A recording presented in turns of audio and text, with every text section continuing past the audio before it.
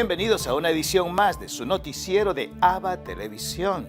Mi nombre es Jaime Sevilla y estas son las noticias. El Papa Francisco pide a gobiernos diálogo y evitar instrumentalizar a migrantes. Al terminar el Ángelus del domingo, Francisco expresó su profunda preocupación por el agravamiento de la crisis migratoria en Europa y la difícil situación en la que se encuentran los migrantes y refugiados.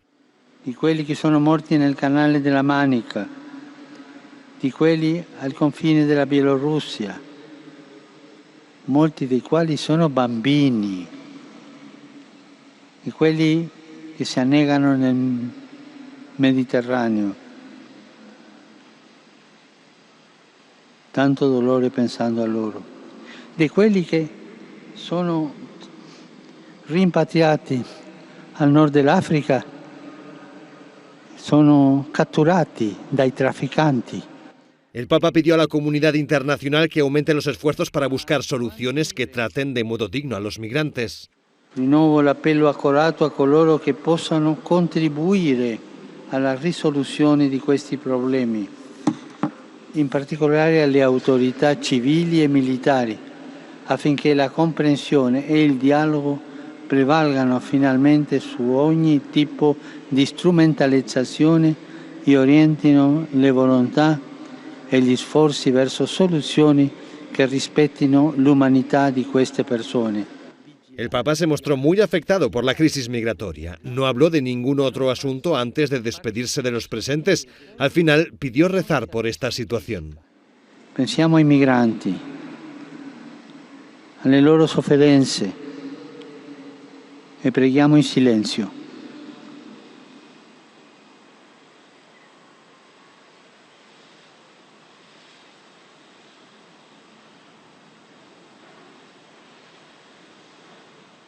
Junto a Francisco rezaron peregrinos de muchas nacionalidades. La plaza era un mosaico de personas de diferentes proveniencias. Había polacos, colombianos, brasileños, portugueses y hasta un grupo de Timor Oriental, del sudeste asiático. El sumo pontífice se prepara para el viaje a Chipre y Grecia. El Papa Francisco saldrá de Roma el jueves para viajar a Chipre y Grecia. Estará 2 días en Chipre. El jueves se reunirá con los líderes políticos del país. El viernes visitará a los miembros de la Iglesia Ortodoxa de Chipre y celebrará una misa en un estadio. Allí también se reunirá con inmigrantes y se espera que ofrezca refugio en Italia a unos 50 solicitantes de asilo. Muchos esperan que la visita del Papa impulse el diálogo para resolver la situación de las comunidades católicas maronitas que tuvieron que abandonar sus hogares cuando Turquía invadió el tercio del norte de la isla en 1974. Los maronitas esperan que la palabra del Santo Padre les ayude a alcanzar alguna solución al problema político para que puedan regresar a sus pueblos. El sábado, el Papa Francisco continuará hacia Grecia, donde los católicos representan menos del 1% de la población del país y el 90% se identifica como ortodoxo.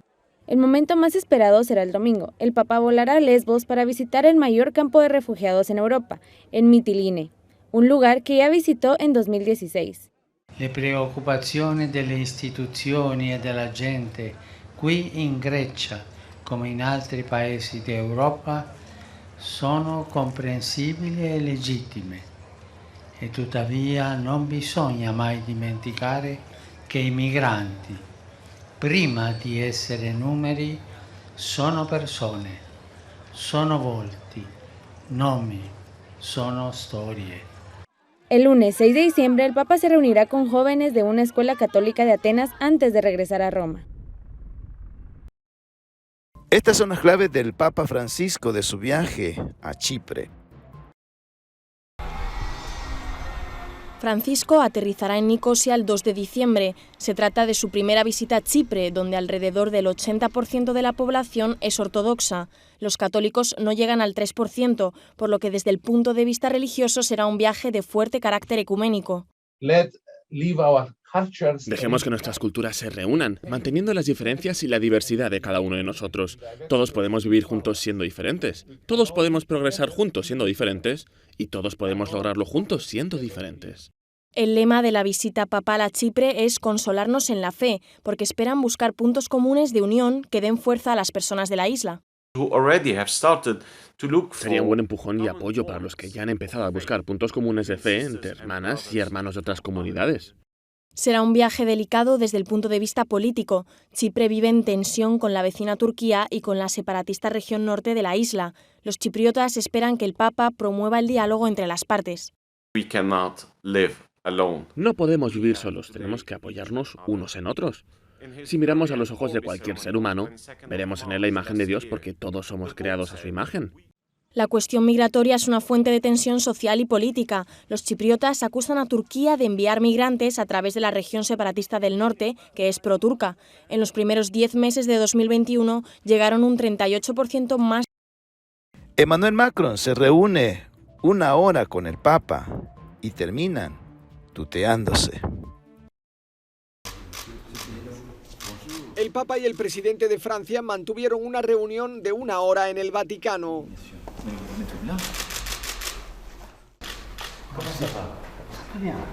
Un encuentro cordial con contenido humano.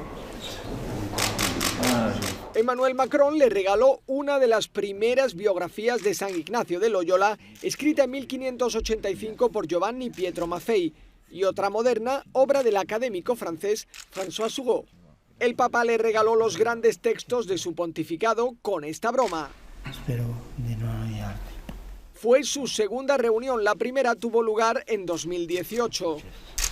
Je t'ai fatigué de toutes ces histoires.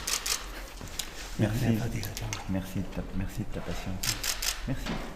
Emmanuel Macron también mantuvo encuentros en la Secretaría de Estado Vaticana, donde abordaron cuestiones como la crisis climática, la próxima presidencia francesa de la Unión Europea y el empeño de Francia en Líbano, Oriente Medio y África. Ahora quiero invitarles a que compartan con nosotros una reflexión del Evangelio del día.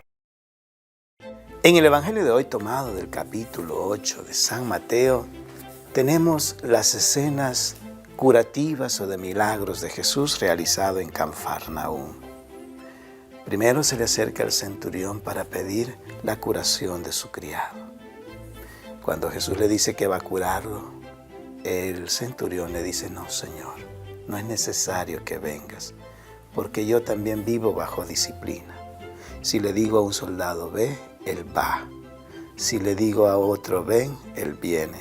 Y si le digo al criado, haz esto, él lo hace. De esta forma, el centurión expresaba la fe en la palabra de Jesús. Y él dijo: yo no soy digno de que entres en mi casa, pero solo basta una palabra, solo di una palabra y mi criado sanará. Y todos tenemos esta expresión en la Santa Misa cuando vamos a la celebración, justamente cuando se levanta el cuerpo de Cristo y nos dicen: este es el Cordero de Dios que quita el pecado del mundo. Dichosos los invitados a la cena del Señor. Y toda la comunidad repite: Señor, yo no soy digno de que entres en mi casa. Solamente di una palabra y mi alma quedará sana. De esta forma Jesús alaba la fe del centurión, porque le está diciendo que no necesita ir a su lugar para que su criado sane. El centurión cree poderosamente en esa palabra del Señor, confiado total. Y de esta forma Jesús alaba también su fe. Y por eso dice que muchos últimos serán primeros y aquellos extranjeros se sentarán alrededor del trono en el reino de los cielos con Abraham, Isaac y Jacob. Moisés. Mis queridos hermanos, ojalá que nosotros tengamos la fe del centurión y que confiemos en esa palabra de Jesús, porque esa palabra de Jesús es fuerza, es vida, es sanidad. Le pedimos al Señor que nos dé la gracia de la fe. Que así sea. Estados Unidos y México aún no acuerdan reinicio de protocolos de protección al migrante. La administración Biden y el gobierno de México aún no han acordado reiniciar el programa de la era de Trump, que obliga a los solicitantes de asilo a esperar audiencias judiciales de Estados Unidos en el país latinoamericano, porque primero deben cumplir ciertas condiciones. Esto según lo dijeron el miércoles 2 funcionarios mexicanos. El medio estadounidense Axios informó que los retornos bajo el programa oficialmente conocido como Protocolos de Protección al Migrante podrían reiniciarse la próxima semana. Por otro lado, un pólipo en el colon extirpado al presidente Joe Biden la semana pasada era una lesión benigna, de crecimiento lento, pero potencialmente precancerosa, que no requerirá más acciones, según dijo su médico en un informe de seguimiento. La lesión, un adenoma tubular, era similar al que le fue extraído en el 2008, según escribió el doctor Kevin O'Connor, médico del presidente, en un reporte que fue publicado el miércoles por la Casa Blanca. Se recomiendan controles rutinarios, lo que normalmente supondría otra colonoscopía dentro de entre 7 y 10 años. En otras noticias, el costo de los alimentos básicos del Día de Acción de Gracias de este año aumentó en un 14% con respecto al año pasado. Esta temporada navideña se perfila como una de las más caras, ya que los desafíos logísticos generados por la pandemia impactan el suministro de alimentos del país. Se había previsto que el Día de Acción de Gracias, una festividad que los agricultores y productores suelen pasar meses planificando, afectara los bolsillos de los estadounidenses con más fuerza de lo normal este año. Desde Washington, Sofía Pisani, Voz de América. Nueva variante de coronavirus crea alarma mundial. Nerviosismo mundial por una nueva variante del coronavirus. Aunque no está claro dónde surgió, científicos sudafricanos identificaron la nueva variante en la provincia Gauteng. La Organización Mundial de la Salud la denominó Omicron y la clasificó como altamente transmisible. Expertos intentan comprender este viernes las cerca de 30 mutaciones en la proteína pico responsable de adherir el virus a las células humanas y qué significará para las terapias y vacunas desarrolladas hasta ahora contra el virus.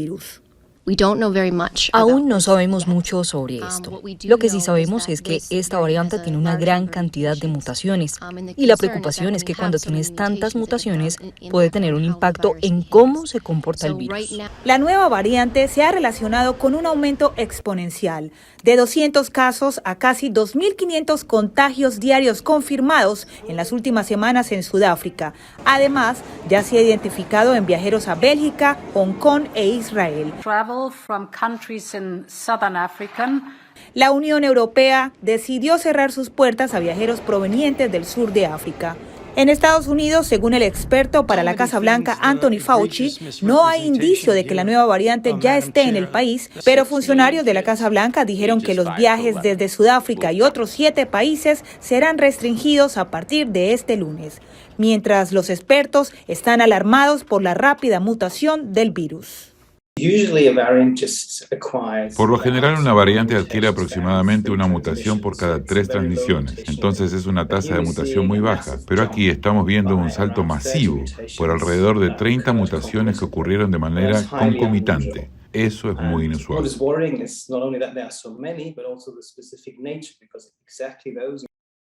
La Universidad de El Salvador dedicó una escultura a ex rectora María Isabel Rodríguez.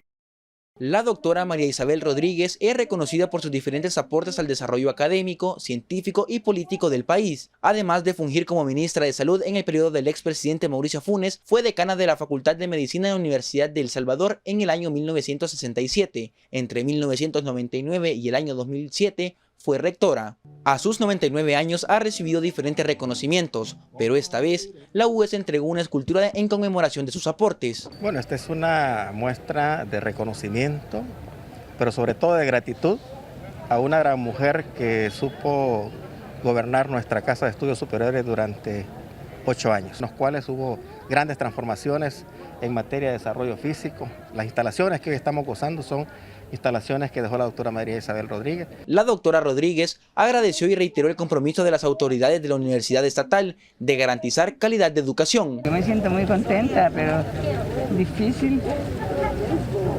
razonar en un determinado momento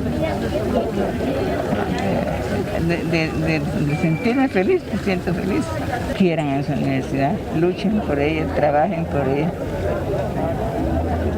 Esta universidad necesita entrega total.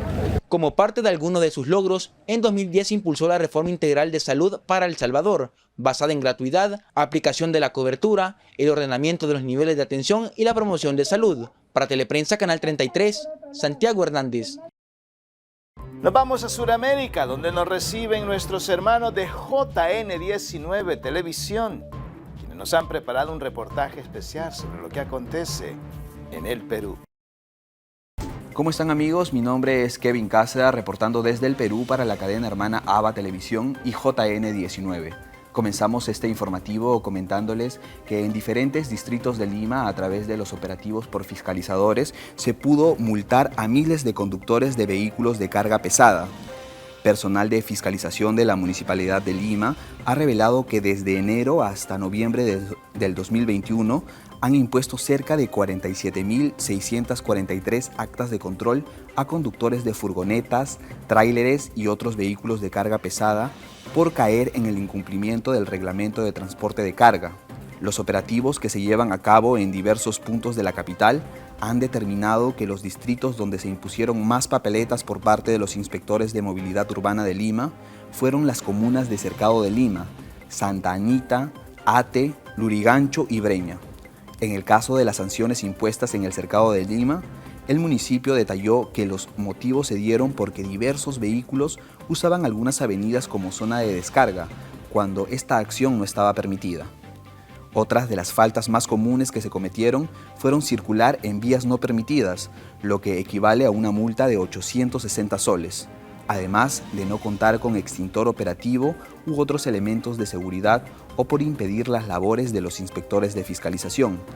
Cabe mencionar que en lo que va del año se han ejecutado 1.632 operativos en los 43 distritos de Lima Metropolitana. Continuando con la información, a través de una investigación, científicos han hallado microplásticos en los peces que se comercializan en la ciudad de Iquitos. A través de un estudio realizado por el Instituto de Investigaciones de la Amazonía Peruana, se pudo reportar la ingestión de microplásticos en el organismo de los peces conocidos como boquichico, peces que suelen encontrarse en la región de Loreto. Las autoridades que conforman el Ministerio del Ambiente han manifestado que la investigación encontró microplásticos en la cavidad estomacal de miles de ejemplares llamados boquichicos. Estos peces provenían de uno de los mercados más populosos de Iquitos, el mercado Belén. Los peces analizados en la investigación podrían provenir de las zonas cercanas de Iquitos o de la parte baja del río Itaya, una de las zonas más afectadas por la problemática de la contaminación por residuos sólidos. Según los científicos a cargo del estudio, el hallazgo es muy relevante por la comercialización de la variedad boquichico, ya que en esta zona amazónica este tipo de peces ocupan los primeros lugares en desembarques pesqueros. El estudio comprendió el análisis de 50 diversas especies, donde se logró encontrar 17 partículas de microplásticos en formas de filamentos y fragmentos irregulares.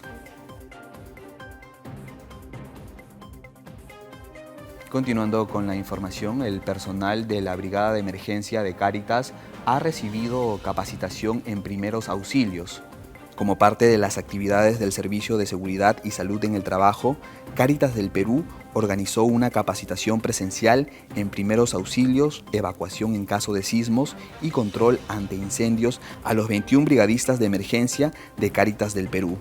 Según los representantes de Cáritas, la capacitación presencial tiene el objetivo claro de mantener debidamente informados a todos los brigadistas acerca de los diversos desastres que pueden manifestarse en el Perú, ya que se considera que nuestro país se encuentra ubicado en una zona altamente sísmica. Las capacitaciones no solo se vieron enfocadas al tema de los sismos y terremotos, sino que también los miembros de la Brigada de Emergencia de Cáritas recibieron los conocimientos relacionados a la aplicación de vendajes ante heridas y fracturas, así como a apagar el incendio con extintores. Además, se les hizo participar de un simulacro de sismo para conocer cómo deben reaccionar ante este tipo de eventos. Para llevar a cabo la capacitación se contó con la presencia del profesor Iván Gallo Mendoza, experto en seguridad y salud en el trabajo. Cabe mencionar que durante la capacitación que se realizó en las instalaciones de Cáritas del Perú, se guardaron las medidas de bioseguridad para evitar el contagio por COVID-19. Esta fue toda la información que tenemos hasta el momento para ustedes. Muchas gracias por su gentil sintonía. Reportó Kevin Cáceda desde el Perú para la cadena hermana AVA Televisión. Permiso. Descubriendo San José a través de las páginas de la historia del arte. Ampliamos en el siguiente reportaje. A finales de 2020, el Papa Francisco publicó una carta apostólica dedicada a San José, patrón de la Iglesia Universal. Dio gli ha affidato i tesori più preziosi, Gesù e Maria, e lui ha corrisposto pienamente con fede, con coraggio, con tenerezza, con cuore di padre. La descripción del Papa de San José como un héroe inspiró a la historiadora del arte, Elizabeth Lev, a escribir un libro sobre cómo ha sido representado en obras de arte. Lo titula El Caballero Silencioso. Es el caballero que está ahí cuando la Iglesia se enfrenta a una época de corrupción en el siglo X, cuando se enfrenta a los desafíos de su enseñanza sobre matrimonio, cuando se enfrenta al miedo a la muerte y a la pérdida del sentido de lo que significa ir a la otra vida. Llamamos a San José. El libro de Elizabeth Lev sigue un orden cronológico, empezando por el arte cristiano primitivo a través de los siglos hasta llegar al arte contemporáneo.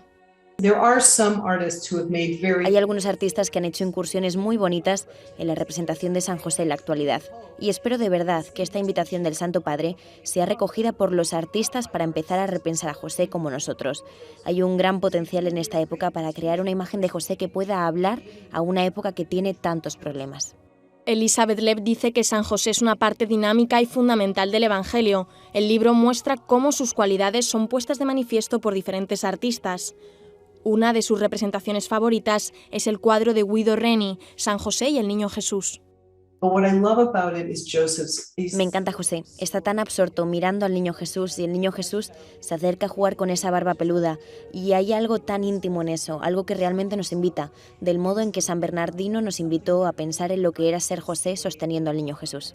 San José solo se menciona unas pocas veces en la Biblia y nunca habla, pero este libro es un ejemplo del tremendo impacto que el santo ha tenido en el cristianismo y en la historia del arte.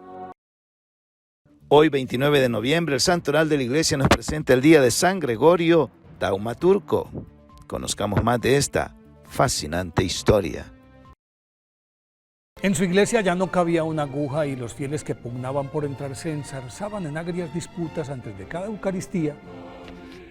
Y por eso el obispo Gregorio Taumaturgo, preocupado por la situación, comenzó a buscar un sitio más amplio para construir un nuevo templo, pero los mejores terrenos o pertenecían a terratenientes que no estaban dispuestos a cederlos, o eran públicos y las autoridades hostiles a los cristianos, en vez de adjudicarle un lote baldío, lo amenazaban con expulsarlo de la ciudad, porque su labor evangélica había desocupado los lugares sagrados de los paganos, y las constantes quejas de sus sacerdotes tenían en ascuas al prefecto de Neocesarea, que no se atrevía a tomar cartas en el asunto por temor a una insurrección popular. Pero, dadas las circunstancias, intrigó a más no poder para que nadie le diera un palmo de tierra, pues de esa manera podía quitárselo de encima sin consecuencias. Mas el prelado no dio su brazo a torcer y a fuerza de insistir, un latifundista movido más por la mordacidad que por la generosidad, le regaló un Picacho inaccesible, en el que era imposible edificar algo. Sin embargo, el obispo Gregorio lo recibió de buena gana, congregó a sus fieles en las cercanías del Risco y en un sentido sermón le recordó que en el Evangelio de Marcos, versículo 23 del capítulo 11, Jesús afirmó: os aseguro que el que sin dudar interiormente lo más mínimo, sino creyendo que se cumplirán sus palabras, diga a ese monte, quítate de ahí y échate al mar, lo alcanzará. A continuación oró fervorosamente, le ordenó al pico que se abajara. Inmediatamente un temblor de tierra derrumbó la cresta y quedó la explanada perfecta, en la que posteriormente construyó su anhelada iglesia. Ese día, Los únicos que no se convirtieron fueron el prefecto y su plana mayor. Teodoro, nacido aproximadamente en el 213 en Neo Cesarea del Ponto, en la actual Turquía, formaba parte de una acaudalada familia cuyos nexos con el Imperio Romano les auguraba a sus hijos una exitosa carrera en administración pública y en consonancia con ello recibieron una completa formación básica. Al morir su padre, Teodoro, y su hermano Atenodoro fueron enviados por su madre a la Universidad de Beirut, en donde estudiarían Derecho. Pero de camino hacia esa ciudad debían acompañar y entregar su hermana a su futuro esposo, el nuevo gobernador de Palestina, que la esperaba en Cesarea, capital de esa provincia, en la que luego de cumplir la misión prolongaron su estadía para visitar sus lugares más atractivos. Entre ellos les llamó la atención la bien merecida fama de la escuela catequética que dirigía Orígenes, y después de escucharlo quedaron prendados de la filosofía y teología que enseñaba el maestro alejandrino. Entonces se olvidaron de la jurisprudencia y de su mano descubrieron a nuestro Señor Jesucristo. Al recibir el bautismo, Teodoro cambió su nombre por el de Gregorio, se convirtió en el discípulo más aventajado de Orígenes y durante 5 años sorbió su conocimiento y el de las Sagradas Escrituras. Una vez terminados sus estudios, en el 238, retornó con su hermano a su patria, en la que pronto se ganó el respeto de sus coterráneos por su humildad, la vida austera, la constante oración y ayuno, pero especialmente porque de su carisma se desprendían milagros a granel, y esa condición fue determinante para que se le apodara Gregorio el Taumaturgo, o sea, el hacedor de milagros. Y Fedimo, el obispo de Arnasca, lo consagró justo por esa circunstancia como el primer obispo de Neo Cesarea. A pesar de que esa ciudad era populosa, porque allí convergían varios caminos por los que llegaban comerciantes de todo el imperio que mezclaban sus culturas y religiones paganas, San Gregorio Taumaturgo, con su celo apostólico, la elocuencia de su palabra, su abnegado compromiso con los pobres y sus constantes milagros, fue en esa época en la que el Picacho se derrumbó y así pudo construir su iglesia soñada, bautizó a la mayoría de sus habitantes y de hecho, Neo Cesarea del Ponto se convirtió en una floreciente comunidad cristiana a la que acudían fieles de todas partes para buscar su consejo, sanar sus cuerpos mediante curas milagrosas y sus almas con el bálsamo de sus predicaciones. Precisamente por su santidad y popularidad, San Gregorio Taumaturgo fue objeto del acoso constante de las autoridades romanas. Pero sus enemigos fallaban siempre a la hora de su aprehensión, como ocurrió cuando el emperador Decio desató una cruel persecución contra los cristianos en el año 250. Y un espía de los persecutores denunció que San Gregorio Taumaturgo estaba escondido en un bosque en el que fue buscado palmo a palmo, y aunque pasaron por su lado no pudieron encontrarlo, a pesar de que el delator sí lo veía y se lo señalaba. En esos vaivenes continuó su apostolado hasta que después de realizar, poco antes de morir en el año 270, un censo sobre cuántos paganos quedaban en su diócesis y enterarse de que eran apenas 17, San Gregorio Taumaturgo exclamó satisfecho: es el mismo número de creyentes que encontré al llegar. Unos días más tarde falleció, rodeado de sus fieles que lo lloraron profundamente y con el beneplácito de sus perseguidores, claro, porque su deceso al fin se los quitó de encima. Por eso hoy, 29 de noviembre, día de su festividad, pidámosle a San Gregorio Taumaturgo que nos enseñe a tener la fe que mueve montañas.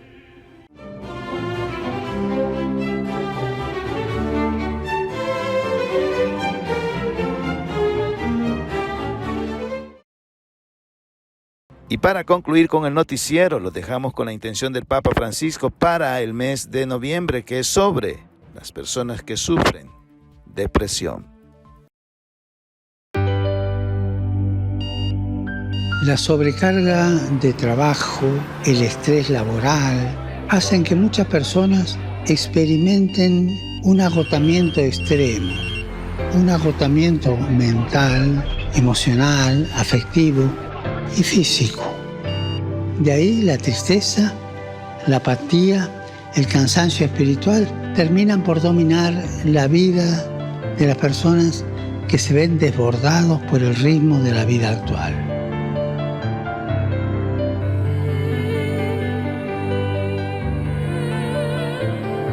Procuremos estar cerca de los que están agotados, de los que están desesperados, sin esperanza. Muchas veces escuchando simplemente en silencio, porque no podemos ir a decirle a una persona, no, la vida no es así, escúchame, yo te doy la receta. No hay receta.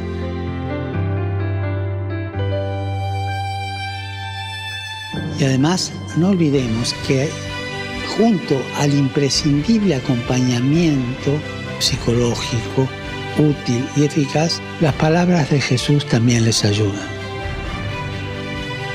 Me viene a la mente y al corazón, venid a mí, todos los que estáis fatigados y sobrecargados, y yo os daré descanso.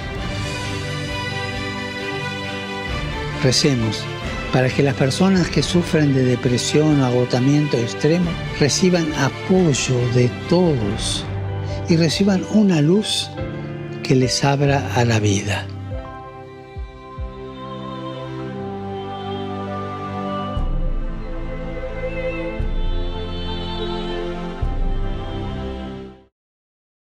Y así llegamos al final de una edición más de su noticiero de ABA Televisión. Gracias por estar con nosotros. Sintonícenos las 24 horas del día en el www.abatvn.com, en nuestras plataformas digitales de Roku TV y Amazon Fire, en nuestras cadenas hermanas y, como siempre, en nuestras redes sociales. Ahí nos vemos. Que Dios los bendiga.